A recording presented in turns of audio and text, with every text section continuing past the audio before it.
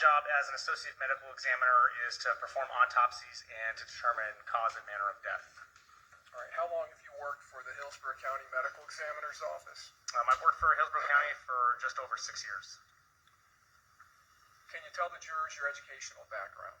Yes, so I received my undergraduate degree in microbiology from the University of California, Davis. I then attended medical school and received my medical doctorate from Temple University in Philadelphia, Pennsylvania. Afterwards, I went to residency for anatomic and clinical pathology over at Emory University in Atlanta, Georgia. At the end of my anatomic and clinical pathology residency, I took my board examinations in both anatomic and clinical pathology and passed those. The board exams are really just multi-day exams to show you're competent to go out and practice on your own. At the end of my residency, I then started a one-year fellowship in forensic pathology at the Fulton County Medical Examiner's Office in Atlanta, Georgia. And at the end of that 1 year, I then went ahead and I took my board exam in forensic pathology and passed that exam as well. So are you now board certified in certain areas of pathology? Yes, I'm board certified in anatomic, clinical, and forensic pathology. Doctor, how many autopsy examinations have you performed in your career? I've performed approximately anywhere from 2,000 to 2,200 autopsies. And have many of those involved gunshot wounds? Yes. Do you have an approximate number out of the more than 2,000 autopsies? I typically do anywhere from 20 to 30 homicides a year, which are typically gunshot wounds. Probably like three quarters of those are gunshot wounds. And then I supervise fellow trainees essentially who are doing autopsies on gunshot wounds. And then suicidal gunshot wounds, I've probably done a few hundred in my career. So I've seen quite a bit.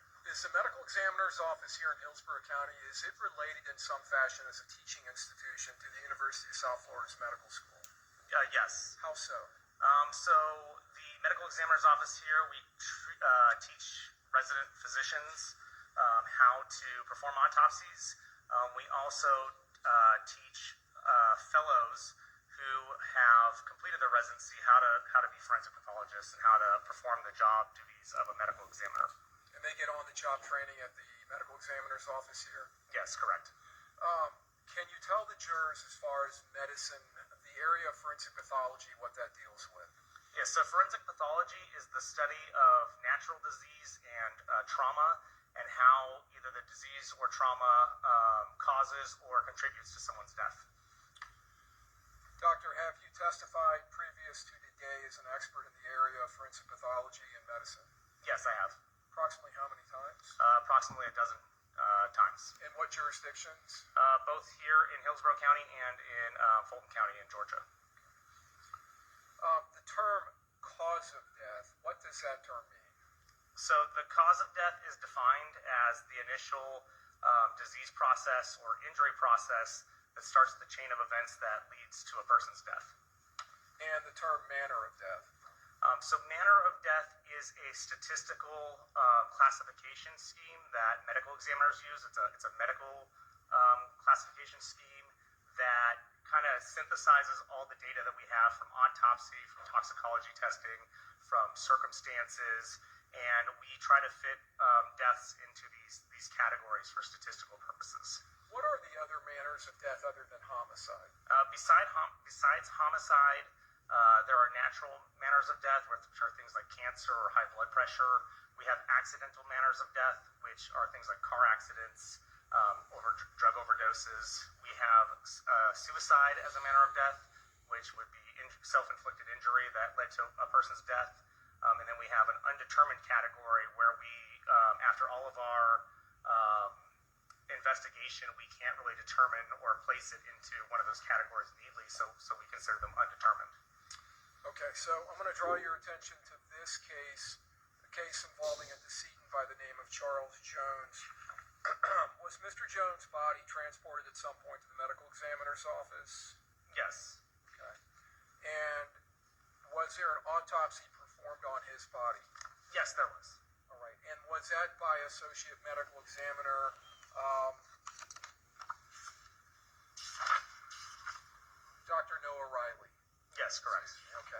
And Dr. Riley, is he an associate medical examiner like you are?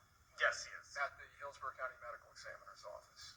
Yes, he is. All right. And due to his unavailability at this trial, were you assigned by the Chief Medical Examiner, and did you agree to review this case? Yes, I did.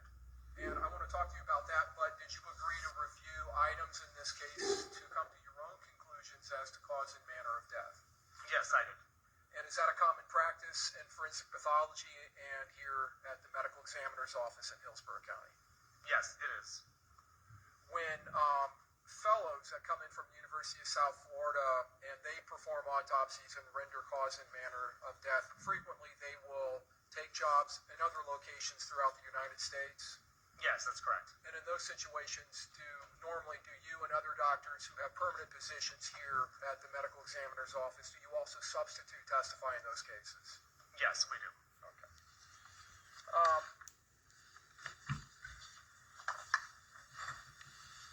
Is there ultimately, when a autopsy examination is performed, is there ultimately a report of diagnosis and autopsy on that decedent that is generated by the examining doctor?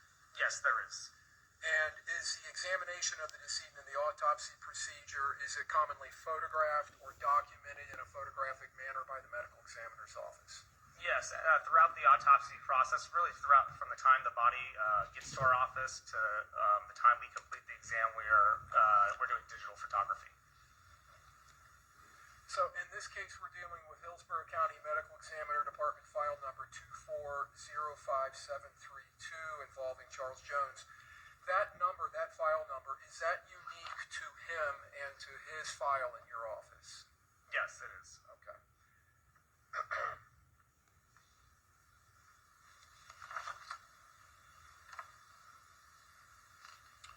And Dr. Riley did, in fact, generate a diagnosis and autopsy report on Charles Jones. Yes, he did.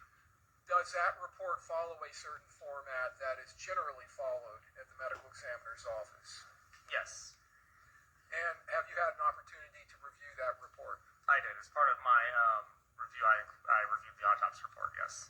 Did the autopsy report include anatomical drawings by Dr. Riley where he was describing, by drawing these and indicating where injuries occurred? Are you referring to like the body diagram? The body diagrams, yes. Yes. So the case file did have the body diagrams within them. Yes. And did you review all of the photographs that were taken during the autopsy procedure in this case? Yes, I did. When the body is brought into the medical examiner's office, is it prepped in some form or fashion for autopsy? Yes, we initially prep the body when it comes in. Before we unzip the body, we will actually perform an X-ray just to get an idea of what's inside prior to opening. Once we open it, we then take photos of the decedent, how they are, and then from there we continue to process by undressing the body, removing any kind of, sometimes at scenes for homicides, we'll bag hands to preserve evidence. So we'll remove those bags and we'll photograph the hands as they are. We'll take fingernail clippings, we'll take head hair to preserve for evidence possibly in the future. And then we will usually remove him from the body bag, remove the person from the body bag and re-X-ray them prior to starting our external examination. Is the body washed in its preparation process? It is eventually, but typically what will happen is we'll do what we call the external examination first. So we'll go through and look head to toe and pretty much perform a physical exam documenting natural disease findings, trauma, physical identifying features. And then once we've significantly done that, photographed those things, then we would wash the body. Okay. So I'm getting a little ahead of myself. So in the that external examination, would you document things such as tattoos and scars, things like that, surgical scars? Yes. And would you make observations of any external injuries, such as a gunshot wound that may have an external component? Yes. Okay. Is the body weighed and measured? Yes, it is. In this case, do you recall what Mr. Jones' height and weight were? He was 6'2" and 135 pounds. Okay.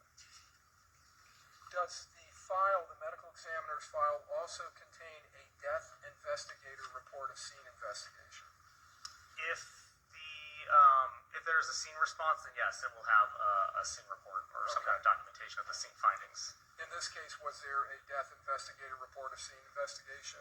Yes, there was. And did you review that? I did, yes. So one of the forensic investigators with your office responded to this scene? Yes, that's correct. And when the body is transported from the scene, some type. So typically, when the body is examined at the scene, it is placed on a brand new kind of white blanket just to preserve any kind of evidence that may fall off the body while they're examining it on scene, and then they'll take the sheet with the body in a brand new body bag and seal the body bag for transport to our office. Okay. And there's some agency that the medical examiner's office contracts with that brings the body to the medical examiner's office from the scene? Yes, correct. In this case, when Mr. Jones' body was brought in and he was removed from the body bag, was there some object that was found in the body bag that had come off of the body? So there was a fragment of a projectile found within the body bag when they initially were processing. Okay. And was that ultimately collected by Dr. Riley? And I'll get to that in a little bit, but was it ultimately collected and packaged in some way? Yes.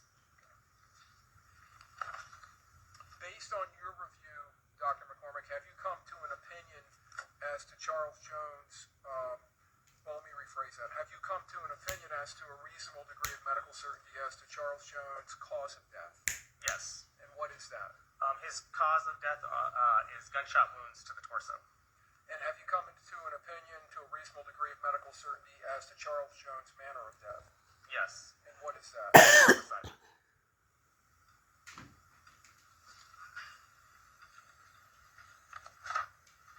Now, the external examination that we talked about, was that documented in Dr. Riley's report? Yes, it was. And is there an evidence of injury section where wounds to the body may be documented? Yes. Now, in this case, did Dr. Riley document several gunshot wounds to Mr. Jones' body? Yes, he did. And is there past that, is there an internal examination section of the report? Yes, there is. And in the internal exam section of the report, did Dr. Riley document his findings and observations of his internal examination of Mr. Jones' body? Yes, he did. Now, would that include examination of things such as body cavities, the head, the neck, the cardiovascular system, the pulmonary system, internal organs such as the liver, the gallbladder, the pancreas, the spleen, the lymphatic system, and other systems and sections of the human body? Yes, that's correct.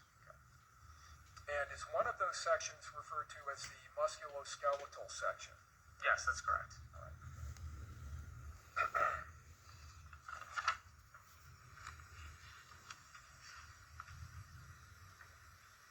So I want to start under the evidence of injury section of the report dealing with a gunshot wound to the victim's chest. And I'll ask, first of all, did Dr. Riley label that in some form or fashion? Yes, I believe he did. Okay. And did he label it as, I believe, wound A? Yes, I think that's correct. Okay. And is that label there for any reason other than just documenting and distinguishing that wound from others? Yeah, I think it's just for ease of understanding which wound he's referring to. Okay. All right. So these letters, as we walk through this, they're not there sequencing the wounds as they were inflicted in time or anything like that? Correct. Usually when we label wounds, it doesn't indicate severity or order of injury. As part of that wound, was there an entrance wound on the upper right chest? Yes, there was. And was there any exit wound associated with that gunshot wound? No, there was not. Do you have one moment, Your Honor? Yes.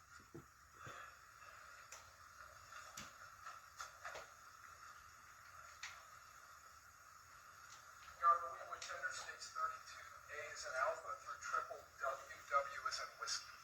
Any objection? Anything more specific? Okay, minute. Publishing states 32A, and I'm just looking, you can look over your left shoulder there, Doctor. Do we see the wound on the right side of Mr. Jones' chest? Yes. And is it right here where my finger's pointing? Yes, correct. Now, we see another wound that I'm going to talk to you about a little bit later, this wound on the upper right arm. Do you believe that these two wounds are associated in some form or fashion. Yes, I do. Can you explain to the jury? So the general, so first off, the wound on the right arm that you see in the exhibit is superficial. It's what we consider a graze wound, and so it doesn't actually enter into the left arm, the right arm itself. And if you just from this picture can kind of see that it's kind of in a line with the entrance wound on the chest. So my opinion is that it's likely the same projectile or bullet that caused this injury pathway. So it grazes the right arm and then enters the right chest. Okay. Can you tell us what internal structures of the body that projectile passes through during the infliction of this wound to the right chest? So the injuries sustained to his chest included pretty much defects or perforations of the lungs, the heart, and the aorta. Now, there's a documentation about a right second intercostal space where the bullet core and the jacket separated. First of all, the right second intercostal space, is that related to the rib cage? Yeah, so the intercostal muscles are the muscles between your ribs. Okay, the muscles between the ribs. So Yes. there is musculature there on the rib cage. Yes, that's correct. Bullet cores and jackets separating, is that an uncommon event? It's not common, but we see it. See it enough to where you recognize it when you see it? Yes. Okay. And the jacket portion of this projectile embeds in pectoral musculature somewhere in the body, is that right? Yes, so it actually is pretty much gets caught in the right chest muscle, the right pectoral muscle. And then the core continues to course through the body after that? Yes, it continues on, and it's found later on the left side of the chest. Now, you indicated that Bien. core passed through, I guess, the upper lobe of the right lung, the aorta, the heart, and I believe you said the lower part of the left lung? I just said the lungs, but yes, I believe Dr. Riley documented it as the left, or the lower lobe of the left lung. Okay. Was there also some type of injury to the pericardial sac? Yes, there would be holes in the pericardial sac. The pericardial sac is pretty much this fibrous tissue or this tissue that surrounds your heart. And in this case, it had defects in it consistent with within the wound path. And then it ends up in the musculature of the lateral left chest. Yes. Let me ask you first of all, would this wound have been fatal? Yes. The aorta, for those of us who don't know, what is that structure? What is its function within the human body? So the aorta is like the main pipe that takes all your blood to all your other organs to every other part of your body. So it comes off of the top of the heart, and it's pretty much responsible for making sure that blood gets everywhere inside of you. Is it a pretty large artery? Yes. Were there associated injuries to this wound, such as hemothorax? Yes. And hemothorax, what does that term mean? Hemothorax, so hemo just means blood, and obviously thorax is chest. So really it's blood within the chest cavities.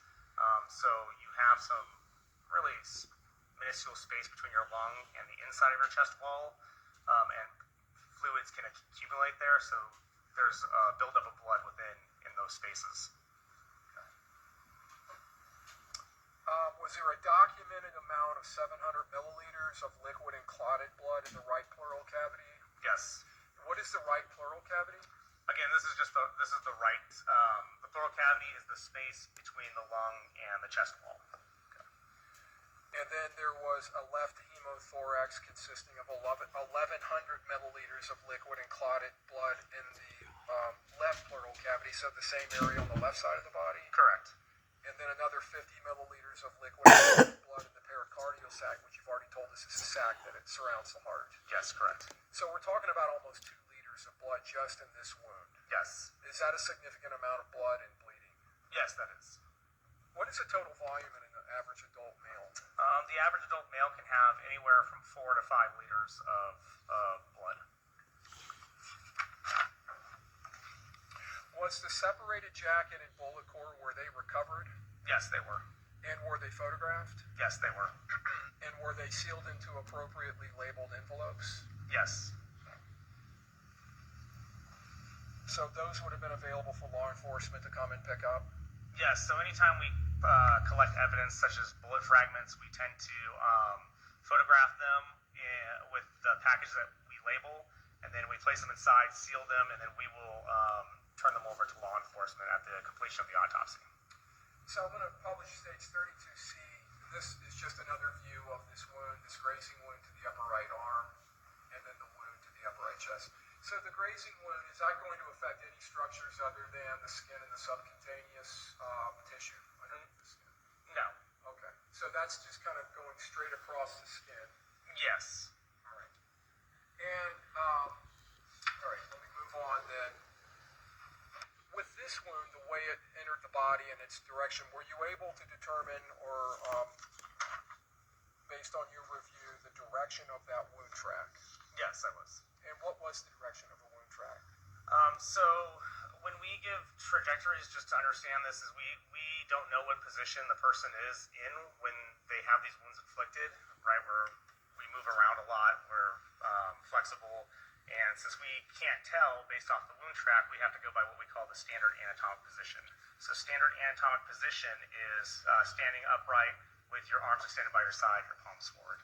So in relation to the standard anatomic position, this bullet path was right to left, front to back, and downwards.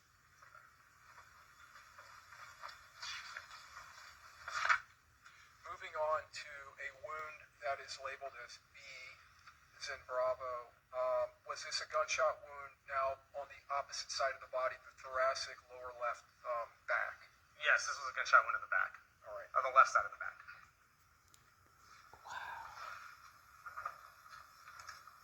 Publishing States 32E. Is that wound reflected here in this photograph, at least the external portion of the wound? Yes. Okay. And we have these two wounds that I'm pointing out on the lower left back. Were both of those gunshot wounds? Yes, the wounds that are labeled 3 and 4 were both entrance gunshot wounds. Okay. And one of these is the B wound that we're talking about? I believe it was number 3 was the B wound. Okay. Or what Dr. Riley had distinguished as B. All right, so the one that is, for lack of a better way of describing it, above number 4 wound. Yes. That is an entrance wound. Is there an exit wound component to that gunshot wound? No. Were there any exit wounds in any of these wounds? No. So this wound, what part of the body, what anatomic structures did the projectile pass through? So this wound passes through the left kidney. It passes through the diaphragm, which is your muscle that helps you breathe, and it passes through the left lung. Okay. Is this a fatal wound? Yes, it can be. Now, the diaphragm, is that an important structure as far as its function and it being injured? Does it have an effect on the body when it's injured like this? Yes, it would compromise to some degree your ability to breathe. Does the diaphragm, does it assist or does it work with the lungs in breathing? Yes, so the purpose of the diaphragm is as it's a muscle, and as it contracts and relaxes, it actually allows air to enter your lungs and then pushes air out.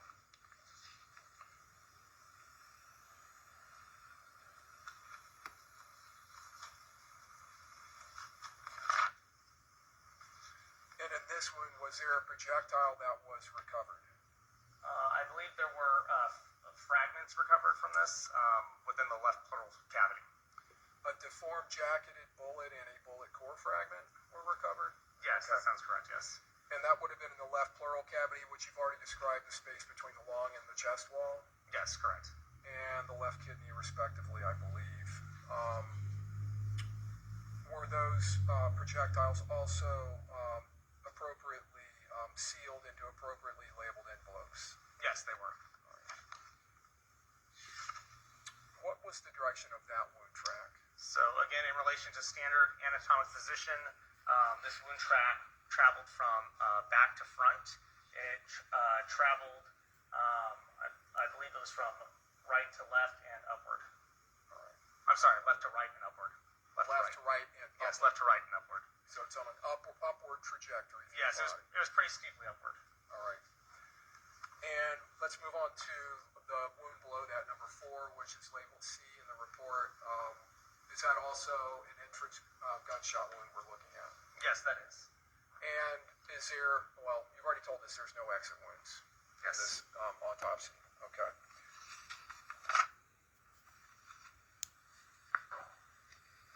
Did this wound, was the wound track similar to the one in the B wound or the number 3 wound? Similar. As far as its direction? Yes, in terms of directionality, it was the same. Okay.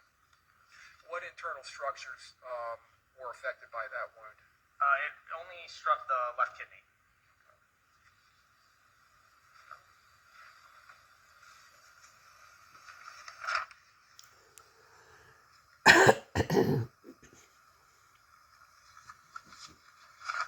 So Mr. Jones suffered 2 gunshot wounds to his left kidney. Yes. Okay. And were the projectile or projectiles that caused that wound collected by Dr. Riley? Yes, there were fragments that were collected by Dr. Riley in that one. Did he follow the same process of placing them into a sealed envelope and marking it appropriately? Yes. Okay. With both of these wounds, were there associated bleeding, I guess, or associated wounds? So yes, with the with gunshot wound labeled number 3 on here or on this photograph, it probably has some bleeding within that left pleural space. I don't recall him mentioning blood within the abdominal space, but there would be some kind of soft tissue hemorrhage. There was, based off the picture, some hemorrhage around these injuries. And you indicated that the wound track or the wound direction in number 4, or label C within the report wound, which is below the number 3 or B, that it had a similar direction.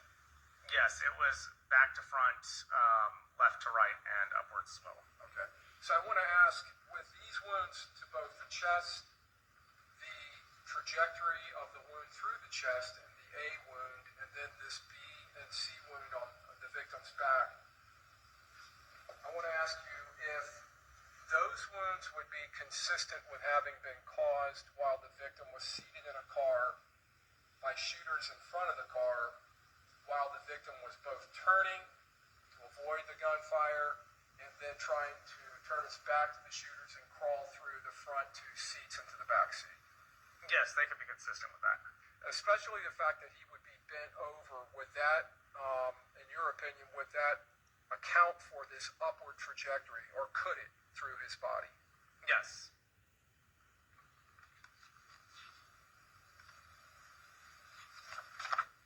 Was wound wound labeled C, the second wound in the back that we've talked about, which is number 4 in that photograph, was that a fatal wound? So it wasn't immediately fatal. There is a lot of variables with that injury. It depends on how much he bleeds from his kidney and how long it would take him to get care. He could survive from that wound, but he could also succumb to it too. It would be really hard to determine. Okay. These wounds to the back and to the front of Mr. Jones' body, how long would it take after infliction of these wounds, especially if they happen in rapid succession, to cause death? It would only take seconds with the amount of blood loss that he had or he sustained. Okay. And could he have lost consciousness in seconds? Yes. With these types of wounds, what is the actual, you've talked about gunshot wounds being the cause of death, what is the actual mechanism of death? So mechanistically, there are 2 things at play here. One is blood loss. So if you don't have enough blood in your vessels, you can't maintain your blood pressure, and you can't get blood up to your brain or to your heart. And then the fact that the one bullet in his chest passed through his heart muscle, it caused structural damage to the heart, and so you're going to be more prone to having an abnormal heartbeat. So both are, and combine that with the blood loss and him not getting enough blood to his heart, you kind of have both of these mechanisms happening at once. So I'm going to walk you around the victim E. There was another wound here at number 2, and states 32F, just more of a close-up of it, states 32G, more of a close-up. Is that wound something that is consistent with being caused by shrapnel? Yes, it is. And were there other wounds on his body that were consistent with having been caused by shrapnel? Yes, there were.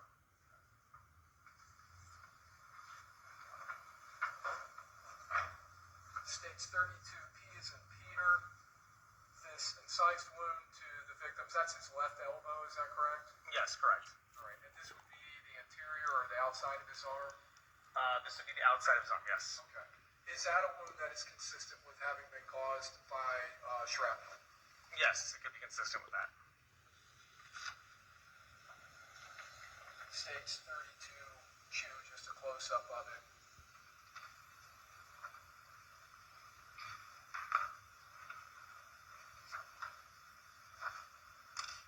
States 32S. What are we looking at here, Doctor? This is the this photograph shows the outside of his of Mr. Jones's right ankle or lower leg. What kind of wounds are those? These are what we would consider as abrasions or superficial defects, possible lacerations. They would be consistent with shrapnel as well, or some kind of projectile fragment hitting his body. 32T, just a close-up. Back out. And then above those two wounds, we see this little wound up here. Is that another injury that would be consistent with shrapnel? Yes. Yes, that's correct. Was that item also collected by Dr. Riley and placed into an envelope that was appropriately labeled? Yes, it was.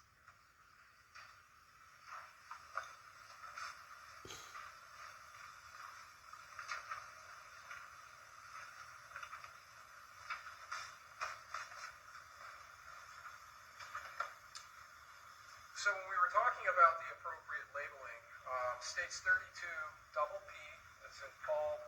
We have here an envelope that's labeled right leg. And we have a sticker on here that has the victim's name, the medical examiner's case file number. I can rephrase, Judge. Thank you. Is this label that's on the envelope, does it contain the medical examiner's case file number? Yes, it does. Does it contain the deceased's name? Yes, it does. Does it contain Dr. Riley's name Yes, it does. and the date of autopsy? Yes. And is it labeled with an agency's name there? Yes, that's correct. And that's your office's designation? Overall, you can answer that one. Yes, that's our office address and name of our office. Does the labeling have a place for the doctor to indicate the position of the body that the item was recovered from? Yes, it does. With the muscle being incised, that was the left leg. That was the remote injury. There was additional shrapnel that was recovered from the right leg as well, though. And in this photograph, we do see down here the item that was recovered. Yes, correct. Okay. And is that what you were talking about, usually photographed together? Yes. Okay. So with the remote gunshot wound to the left leg, we're going to look at that photograph. And there appears to be an item down here. Would that be the item that was recovered? From the left leg, yes.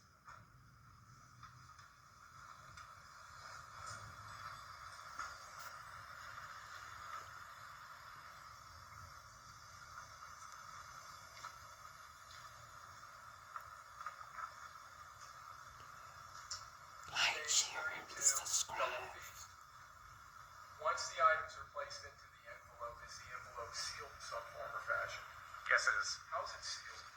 We use red evidence tape, and we'll seal along the seams on the back of the envelope, and then we'll sign and date our initials on the back overlying the red evidence tape.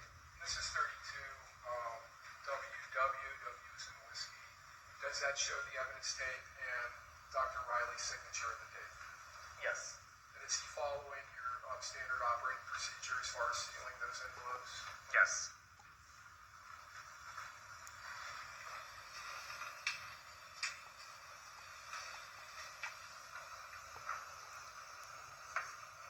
States 32 double X. Are these envelopes of several areas? Let me rephrase that. Are these envelopes of items that were collected from several areas of the body? Yes.